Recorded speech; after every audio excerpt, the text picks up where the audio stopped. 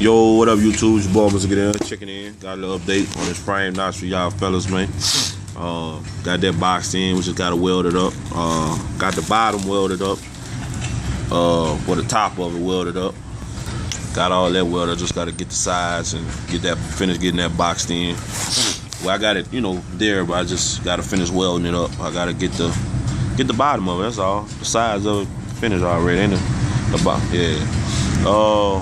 Just got to get the bottom here welded in.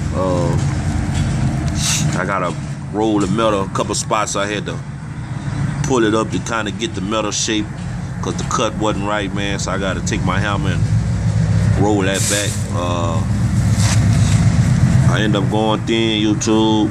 See right here, the cut got crooked. See, you gotta, YouTube, make sure when you're doing the frame notch, train wood one pass. I'm trying to make a little video for y'all. When you're doing a frame notch, cut on the seam. The seam would be your guideline. Now you can go behind the seam like I did, but you got to keep that cut straight. You got to keep. Another reason I didn't flip that frame. If I flipped that frame, I probably could have kept a little nicer cut, or I should have stayed to my original guns. Why I didn't do this before I had painted the frame the first time was I was gonna get me a damn plasma cutter, and I should have got the plasma cutter, but somebody else want me to do theirs for them. I told them I'd do it for them about $400. They come through with that. I'm gonna buy that plasma cutter. Shit, that one job gonna pay for that plasma cutter. I'm gonna get me a plasma cutter. Hell with that grinder, with that cutoff wheel. But nothing wrong with the cutoff wheel. I know a lot of people get a lot of stuff done with the cutoff wheel, but I kind of effed myself up with the cutoff wheel. But I still came out straight though. But it wasn't perfect, but it still came out pretty good though. Like I say, you can see right here the cut got off. So I know I'm gonna be able to weld it all about right there. And from here on back. Now I don't know what I'm gonna do with that little gap right there.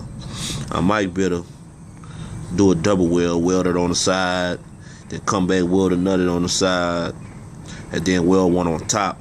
Might have to be 3 welds to close that gap in. I don't know, I'm gonna take my boy, he weld for a living, he know about all that. I'm gonna ask him what about the strength with that, man.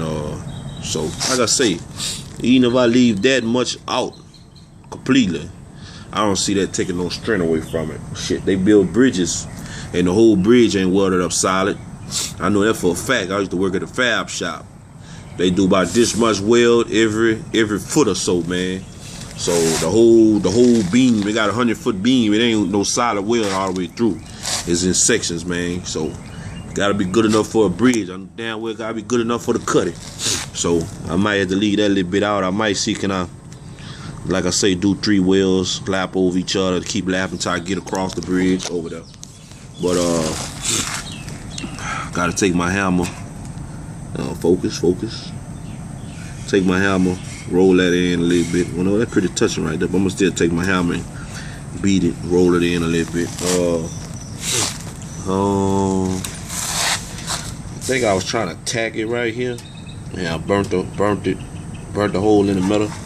That weld machine, that 100-amp weld machine get pretty hot, man. I was kind of skeptical about welding with that 100-amp weld machine, man. But that weld machine get hot, man. I had to weld it on low and number 2, minimum, and number 1. I was doing number 2 for a little while, but like it was too hot, man. I was having a lot of I forgot what you call that. Slag, I think you call that slag or something. I forgot what you call that. When you have all this little pellets and stuff sparking everywhere. I think they're called slag or something. No, it's not slag, but anyway, I forgot the right term. Y'all know what I'm talking about. So I had to turn it down. I had to dial it down, turn it down a little bit. So that little weld machine got pretty hot enough to melt that quarter, 1/8 of inch steel, and a 100-amp weld machine supposed to be able to weld 13, 16 thick steel. You can get away with a quarter, and we'll get hot enough to melt a quarter. So yeah, let y'all know, you got a 100-amp weld machine, this will get hot enough for it. If you got your 200-amp weld machine, you ain't gonna have it cranked up to 200 amps. You might have it cranked up to maybe 100, 175, or 150. So shit, it's still the same thing, man. So that's what we got though, YouTube. Like I said, I ended up using the original. I ended up using the original metal. By the cut was effed up. When I had to place that cut, they were supposed to go across the face. I was supposed to have a lip on the top and a lip on the bottom, so it was supposed to fit across the face like that.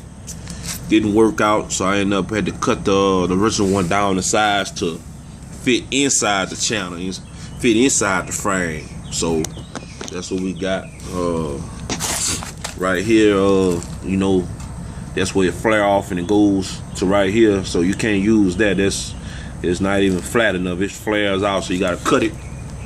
Mosquitoes starting to come out here now, boy. Trying to go inside now. You gotta cut it and put your little piece, make a shape it up, and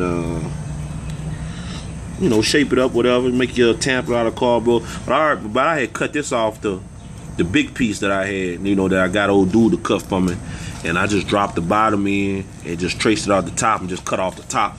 So that worked out good. So I was able to use a little bit off it, so it still worked out. And welded it up, and that's it, man.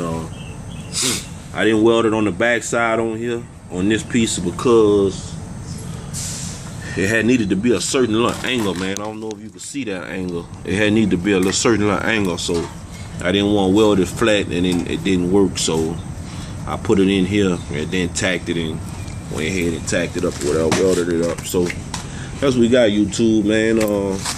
I'll probably do me some bracing. They sell a brace called a shock mount brace, I think. They're both on the top of here and it goes across to the other side, but I think I'm gonna just go and tack me something from here to there, and maybe something from here to across there.